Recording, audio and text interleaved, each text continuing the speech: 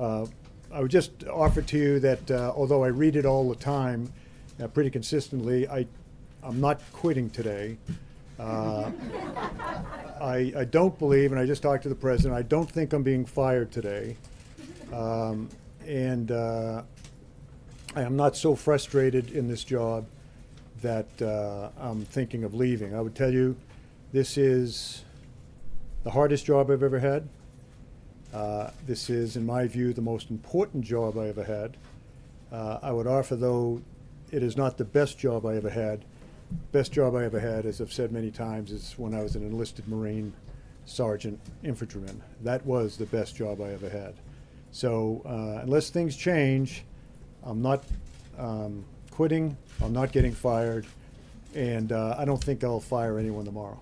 So with that, John. General Kelly, if I could, you said you're not so frustrated that you're thinking of leaving, but are you frustrated? No, I'm not frustrated. This is really, really hard work, running the United States of America. I don't run it, but I'm working for someone who is dedicated to serving the country in the way that he's talked about for a number of years. There are incredible challenges. You know, economic challenges, healthcare challenges, all of that, obviously international challenges that have to be dealt with. I don't mean any criticism to Mr. Trump's predecessors, but there was an awful lot of things that were, in my view, kicked down the road that have come home to roost pretty much right now that have to be dealt with. This is hard work, John. And my only frustration, with all due respect to everyone in the room, is when I come to work in the morning and read about things I allegedly said or things that Mr. Trump allegedly said or people who were going to be fired or whatever, and it's just not true. That's my frustration. I mean no disrespect to y'all. I don't know all the names, so you. I appreciate that, and thank you for coming out here today. We hope to see you more often. Let's go to one of the hard things that is facing you right now, the situation in Puerto Rico. And since you're here to speak for the president, let's talk about his tweet this morning. Does President Trump believe that the people of Puerto Rico are American citizens Yes. who deserve the same access to federal aid as the people who live in Texas and Florida? Yes. What is his tweet about then? The tweet. The tweet where he says that we can't be in Puerto Rico forever. I think he said the U.S. military and FEMA can't be there forever. Right? He did, yes. Okay.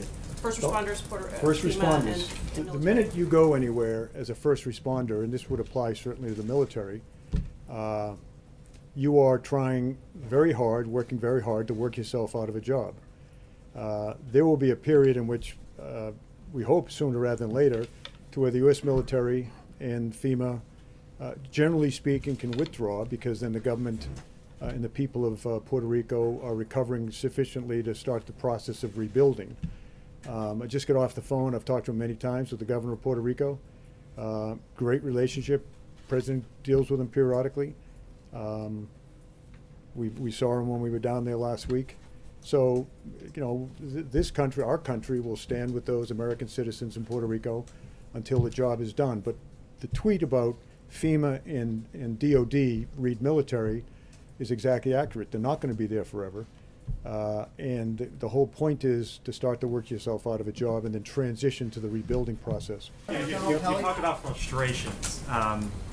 Peel back the curtain for us, since you're in a first row vantage point with the president. What are his frustrations right now? And secondly, a big decision that's going to be upcoming is the Fed chair position, possibly here in the next few weeks or upcoming months. Where does that stand? How actively is the administration engaging that at this moment? One of his frustrations is you, all of you, not all of you, but many of you. As I say, when I first started talking, again, I'm a reasonable guy, but when I read in the morning, I read well, I won't tell you what I read, but and watch TV in the morning, it is astounding to me how much is misreported. I will give you the benefit of the doubt that you are operating off of contacts, leaks, whatever you call them. But I would just offer to you the advice. I'd say, you know, maybe develop some better sources. Some person that works way down inside an office or well, just develop some better sources. The Congress has been frustrating to him. Of course, our government is designed to be slow, and it is. His sense, I think, as a man who is outside of the Washington arena, a businessman, much more of a man of action. I would say his great frustration is the process that he now finds himself, because in his view, the solutions are obvious. You know, whether it's tax cuts and tax reform, health care, infrastructure programs, strengthening our military.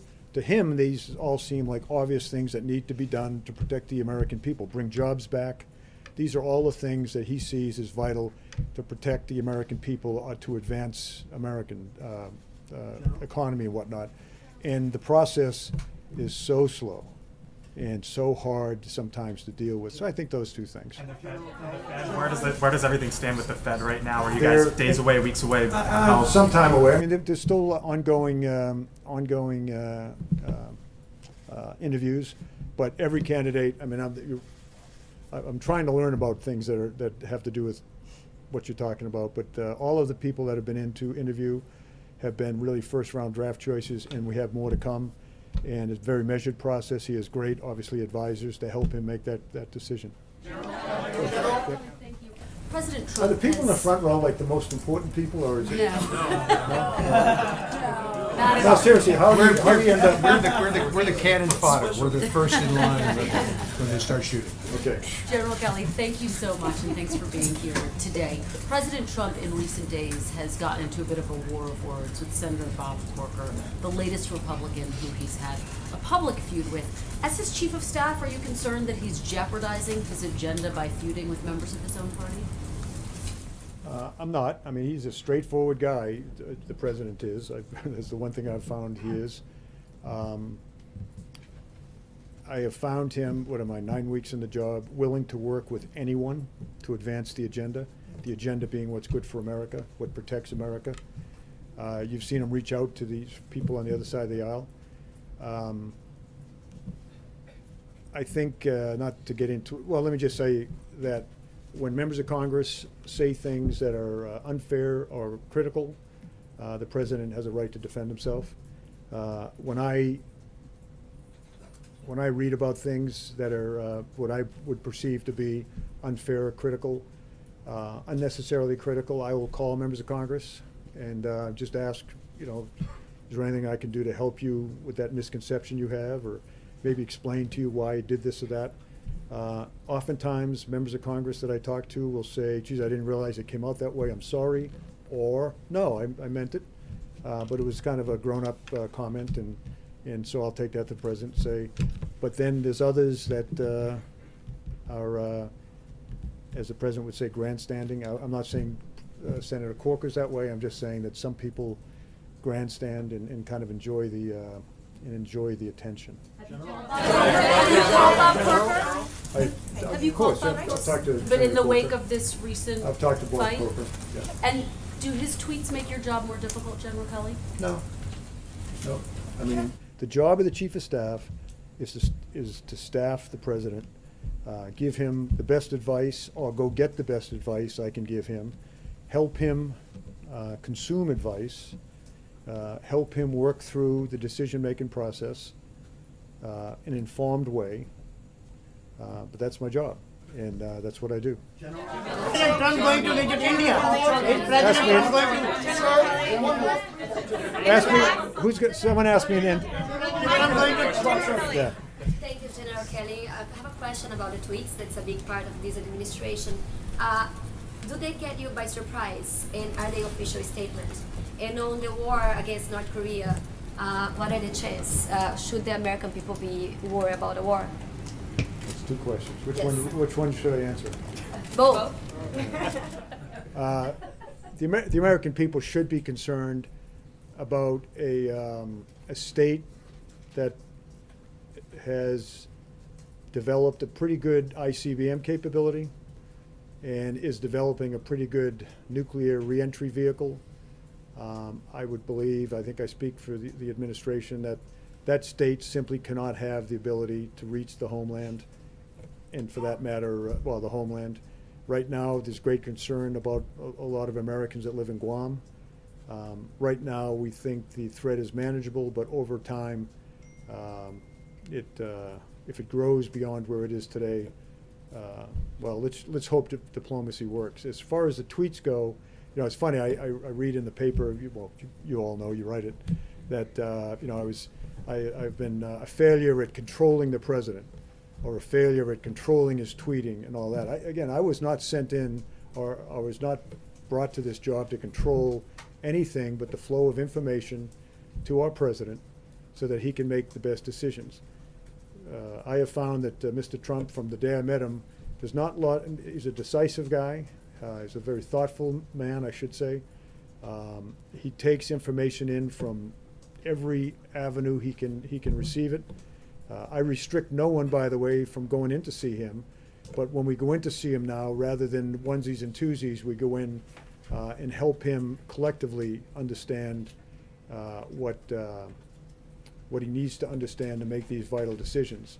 So again, I was not sent into or brought in to control him, and you should not measure my effectiveness as a chief of staff by what you think I should be doing, but simply the fact is, I can guarantee to you that he is now presented with options, well thought out options. Those options are discussed in detail with his team, and then he comes up with the right decision.